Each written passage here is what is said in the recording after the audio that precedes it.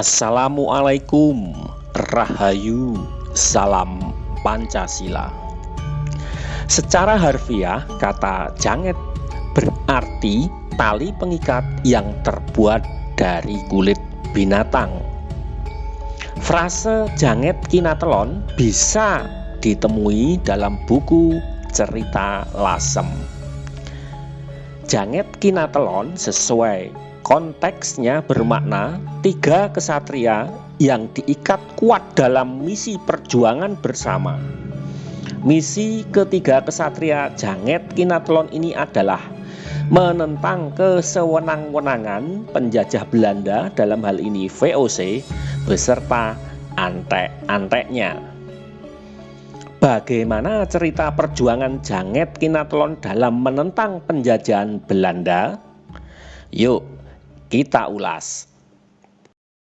Pangeran Tejokusumo II adalah penguasa Kadipaten Lasem pada abad 17 Masehi. Tejokusumo II adalah terah atau keturunan Dewi Indu, penguasa awal Lasem, yang mana Dewi Indu adalah sepupu Raja Besar Majapahit, yaitu Hayam Wuruk. Pangeran Tejokusumo II memiliki 2 orang putra. Yang pertama bernama Raden Mas Wingit dan yang kedua bernama Raden Mas Wigit. Raden Mas Wingit pada awal karirnya mengabdi pada Sultan Agung di Mataram dan di kemudian hari diambil menantu oleh kerabat Sultan Agung. Sementara itu, putra kedua yaitu Raden Mas Wigit meneruskan kekuasaan sang ayah menjadi bupati di Lasem dengan gelar Pangeran Tejokusumo III. Penguasa Mataram berganti dari Sultan Agung ke tangan putranya yaitu Amangkurat I. Beda dengan sang ayah, Amangkurat I memiliki tabiat yang kurang baik serta sering mengambil kebijakan yang memicu perpecahan di lingkungan istana maupun di luar istana. Situasi politik yang terus memburuk mendorong Raden Mas Wingit pulang kembali ke Lasem. Beliau membuka hutan Kajor atau Kajar, bermukim di sana dengan sebutan Pangeran Kajoran.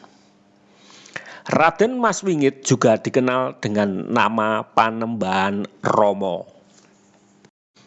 Stabilitas politik Mataram semakin memburuk saat Pangeran Anom, yaitu putra dari Amangkurat I, melakukan gerakan untuk menggulingkan sang ayah. Pangeran Anom merasa ada gelagat dari sang ayah yaitu Amangkurat I, di mana beliau tidak lagi mendukung dirinya sebagai calon pengganti tahta. Tetapi beliau lebih condong pada adiknya yaitu Pangeran Puger.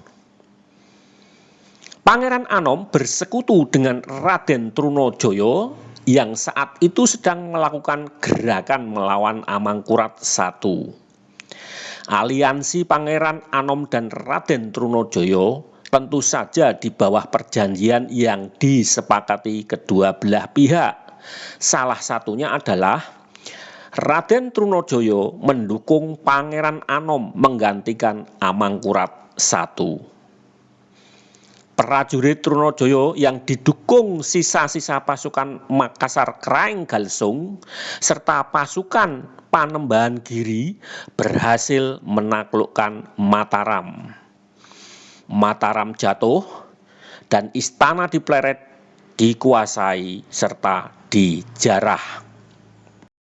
Aliansi Pangeran Anom dan Raden Trunojoyo pecah saat Pangeran Anom merasa dan mencurigai bahwa Raden Trunojoyo yang didukung Kraeng Galesung dan Panembahan Giri ini berubah menjadi ancaman karena mereka sulit dikendalikan.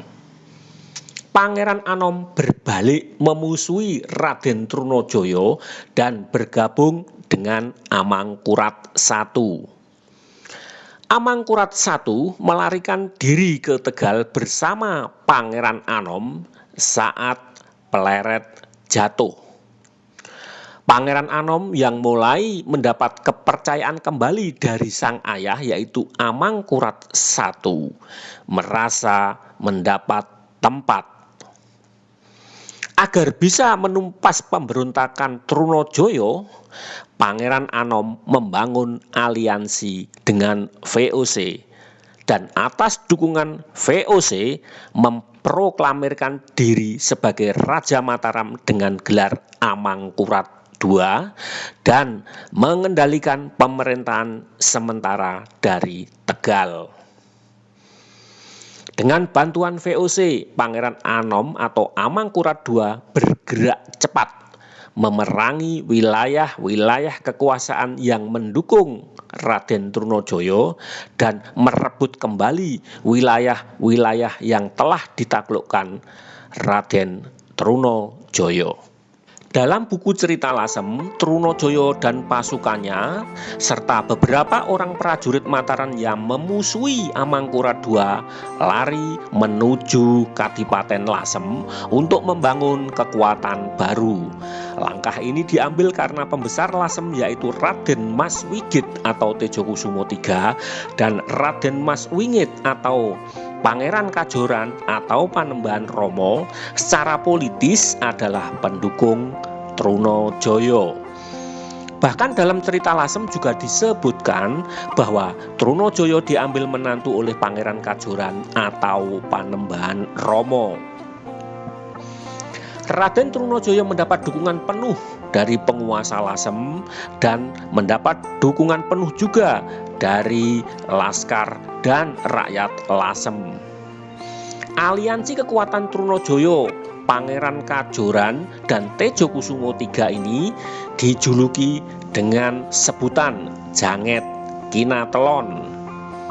3 orang kesatria ini mengikat diri dalam sebuah semangat melawan VOC beserta antek-anteknya. Pasukan VOC yang terdiri dari prajurit pribumi beberapa suku di Indonesia dan prajurit yang berdarah Belanda bergerak menggempur Kadipaten Lasem. Persenjataan modern VOC dan dukungan logistik yang memadai membuat pertempuran antara VOC dan pasukan Janget Kinatelon berjalan tidak seimbang. Kubu Janget Kinatelon terdesak mundur. Janget Kinatelon menerapkan perang gerilya dan membuat basis pertahanan di pedalaman Gunung Argopuro. Pada bulan Jumadil Awal tahun 1602 Saka atau tahun Jawa, perang sengit terjadi antara VOC dan prajurit Janget Kinatelon. Pada perang itu Raden Mas Wigit atau Pangeran Tejokusumo III gugur. Raden Mas Wingit atau Pangeran Kajoran dan Raden Trunojoyo bertahan dengan taktik gerilya. Pangeran Kajoran bersembunyi di daerah Criwik sebagai basis pertahanan dan sebagai basis perang gerilya. Lasem terus membara. 1 bulan berikutnya yaitu jatuh pada bulan Jumadil akhir, Pangeran Kajoran berhasil disergap di daerah Criwik atas petunjuk teman nyantri atau teman seperguruan yang bernama Kiai Ambyah dari Warugunung. Dalam penyergapan itu Pangeran Kajoran gugur di lapangan sebelah timur Desa Tulis Lasem. Lasem terus mencekam.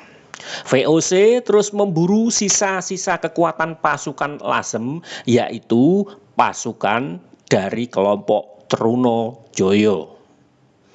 Karena terus terdesak, pasukan Trunojoyo mundur meninggalkan Lasem, mengambil arah ke timur dan tenggara. Ada suatu yang menarik untuk dipertanyakan dari kisah Janget Kinatelon yang ditulis dalam buku cerita Lasem. 1. Pangeran Kajoran atau Panembahan Romo versi cerita Lasem mirip dengan Pangeran Kajoran atau Panembahan Romo versi sejarah nasional. Selain sama nama, kedua versi menceritakan sama-sama mengambil menantu Raden Trunojoyo. Versi nasional Panembahan Romo adalah Trah Tembayat, sementara versi Lasem Panembahan Romo adalah Trah Lasem. 2. Versi sejarah Lasem, setelah ada serangan balik dari Amangkurat II dan VOC, Raden Trunojoyo menuju Lasem, membangun kekuatan bersama tokoh Lasem dengan julukan aliansi mereka adalah Janget Kinatelon. Versi sejarah nasional mengisahkan setelah penaklukan Pleret, Raden Trunojoyo menuju Kediri dan memproklamirkan Kediri sebagai pusat pemerintahannya. 3. Ada fakta di beberapa wilayah sebelah timur Lasem ditemui makam yang oleh masyarakat disebut makam Mbah Trunojoyo. Bisa jadi makam ini adalah makam dari prajurit Trunojoyo. Wilayah tersebut adalah Tlogo Agung, Kecamatan Banjar Tuban, dan Klothok, Kecamatan Pelumpang Tuban.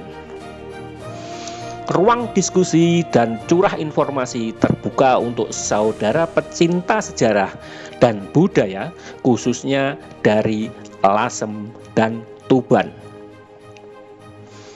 Assalamualaikum, Rahayu, Salam Pancasila.